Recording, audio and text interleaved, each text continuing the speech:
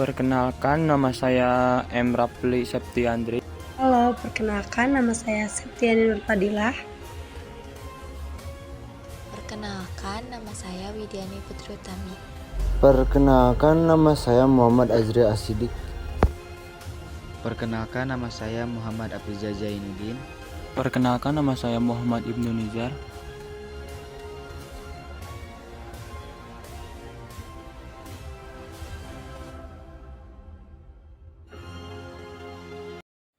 Assalamualaikum warahmatullahi wabarakatuh. Kita dari kelompok 3 akan menjelaskan materi tentang masa awal reformasi di Indonesia. Latar belakang reformasi. Reformasi merupakan suatu gerakan yang menghendaki adanya perubahan kehidupan bermasyarakat, berbangsa, dan bernegara ke arah yang lebih baik secara konstitusional.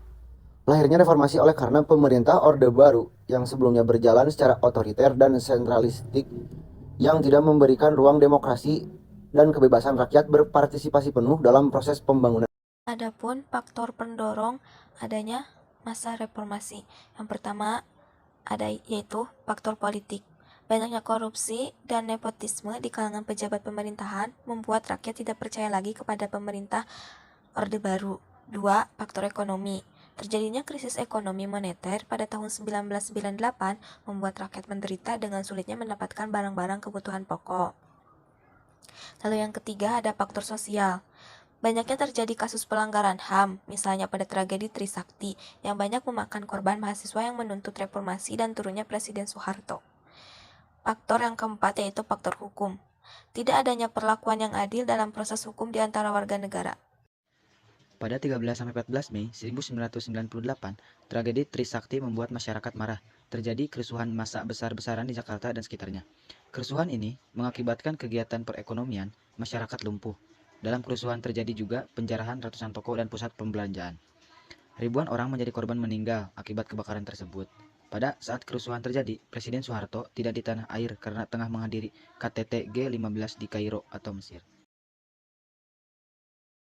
19 Mei 1998, puluhan ribu mahasiswa dari berbagai perguruan tinggi berhasil menduduki gedung DPR MPR RI.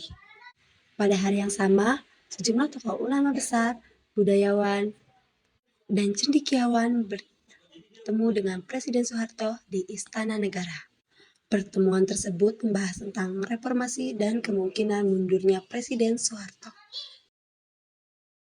20 Mei 1998, Presiden Soeharto berencana membentuk komite reformasi untuk mengompromikan tuntunan para demonstran. Namun, komite tersebut tidak pernah terbentuk karena anggotanya yang mayoritas para Menteri Kabinet Pembangunan 7 tidak bersedia dipilih.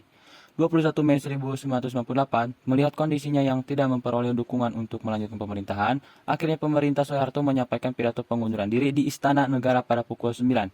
Kemudian, berdasarkan pasal 8 UUD 1945, Presiden Soeharto menunjuk Wakil Presiden B.J. Habibie sebagai pejabat presiden.